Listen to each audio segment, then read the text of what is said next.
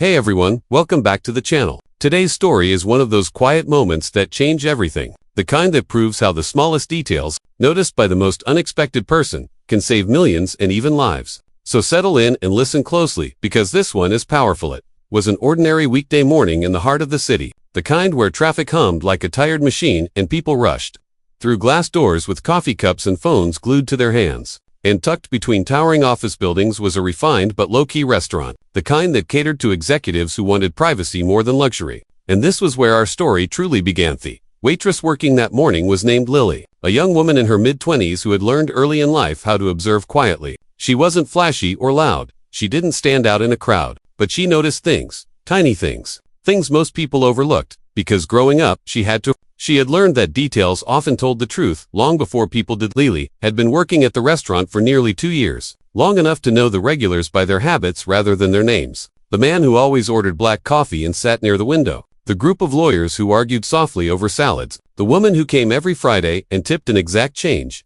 and then there was him, the billionaire. Though Lily didn't know his net worth at first, he was simply Mr. Carter, a quiet, sharply dressed man in his late 50s who arrived every Tuesday at exactly 8:15 a.m. Always alone, always polite, always ordering the same breakfast. Eggs lightly scrambled, toast untouched by butter, green tea instead of coffee, and a glass of water with exactly 2 lemon slices. Never 1, never 3. Carter was the kind of customer most servers loved. No drama, no complaints. He barely spoke, but when he did, his voice was calm and measured. And he always thanked Lily by name, something many wealthy patrons forgot to do. And Lily appreciated that more than the generous tip he left folded neatly beneath the plate. What Lily didn't know was that Mr. Carter was the founder and CEO of a massive tech and logistics empire, a man whose decisions moved markets and whose signature alone could shift billions. He was known publicly as a brilliant strategist and privately as someone who trusted systems more than people, which is why what happened next was so shocking on this particular morning. Everything started as usual. Lily greeted Mr. Carter with a warm smile, took his order without needing to write it down, and headed to the kitchen. But as she placed the order, something felt slightly off. She couldn't explain it at first, just a faint unease, like a note in a song that didn't quite fit. When she returned with the tray, she noticed it immediately. The water glass. There were 3 lemon slices floating instead of 20 to most people. This would mean nothing, a careless mistake, a harmless detail. But Lily froze for half a second, because, in 2 years, she had never once seen Mr. Carter accept 3 lemon slices. And more importantly, she remembered something else. Something he had mentioned months ago during a rare conversation. Slow morning, when the restaurant was nearly empty, Mr. Carter had made an offhand remark while Lily refilled his glass. He had said, almost jokingly, "I can always tell when someone else touches my routine." Even something as small as a lemon slice, and Lily had laughed politely at the time. But she remembered it now with startling clarity, hesitated, standing there with the tray, her heart beating a little faster. And for a moment, she considered ignoring it. After all, correcting lemon slices felt ridiculous,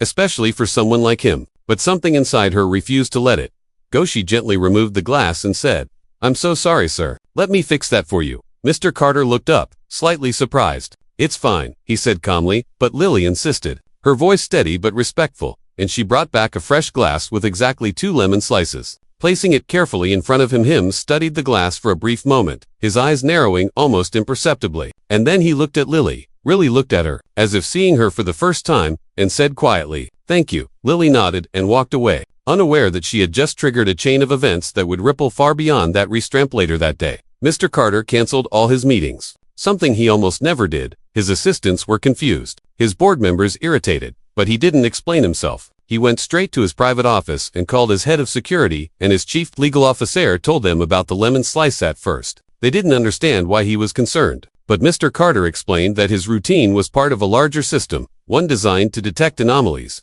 He was a man who believed that disruptions, no matter how small, often signaled larger problems beneath the surface. He ordered an immediate internal audit, focusing on recent changes in his personal security, supply chain, and executive operations. And what they uncovered was alarming. Within 48 hours, investigators found evidence of a sophisticated insider scheme. A group of executives and external partners were manipulating logistics contracts, inflating costs, and redirecting profits into shell companies overseas. It was a plan so carefully hidden that even the company's top auditors had missed it. Bet the smallest mistake A disruption in Mr. Carter's tightly controlled daily routine had exposed the person responsible for altering the morning setup, including the breakfast order, turned out to be a newly assigned assistant who had been bribed to subtly test how closely Mr. Carter paid attention. They believed he was distracted, detached, unlikely to notice something as trivial as lemon slice they were wronged. If Lily hadn't spoken up, if she hadn't corrected that small detail, the assistant might never have been questioned. The scheme might have continued for years, costing the company billions. Within a week, several executives were placed on leave, accounts were frozen, and law enforcement became involved. Analysts later estimated that Lily's attention to detail had prevented losses exceeding $3 billion. But Lily didn't know any of this, yet she continued working her shifts, serving customers, smiling politely, and saving her tips for community college classes she hoped to start the following year. She noticed that Mr. Carter didn't return the next Tuesday, or the one after that, and she assumed he had simply changed his routine. 3 weeks later, during a busy lunch service, the restaurant manager approached Lily with a nervous smile and told her that someone was asking for her by name. When Lily stepped into the private dining area, she saw Mr. Carter standing beside the table, dressed less formally than usual, but with the same calm presence, and for the first time since she had known him, he smiled openly, thanked her again, but this time his gratitude was different, deeper, and he explained, in simple terms, how her small correction had alerted him to a major internal threat. He didn't mention exact numbers, but Lily understood the weight of what he was saying. She was stunned, embarrassed even, insisting that she had just done her job. But Mr. Carter shook his head and said, "Most people don't see what you saw, and even fewer act on it." Then he did something Lily never expected.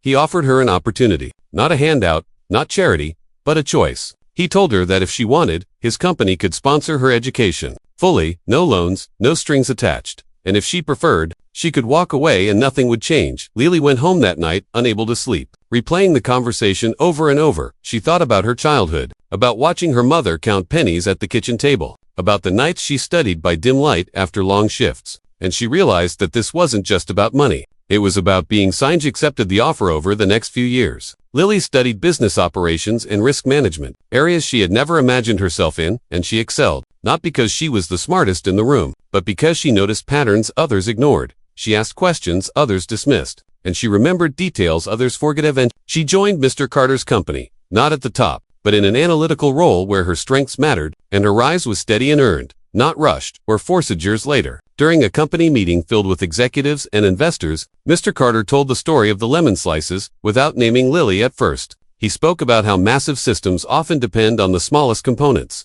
and how arrogance blinds people to simple truths. Then he invited Lily to stand, and the room erupted in applause. Lily never forgot where she started, and she never stopped believing that awareness was a form of power, not loud or flashy, but quiet and constant. And that's the real lesson here. Sometimes, saving millions doesn't require genius or authority. Sometimes it just takes paying attention, caring enough to speak up, and trusting that small details matter more than we think. If this story moved you, reminded you to stay observant, or inspired you in any way, make sure to like the video, share it with someone who needs a reminder that their actions matter, and subscribe to the channel for more real stories that prove ordinary people can change extraordinary outcomes. Thanks for watching, and I'll see you in the next one.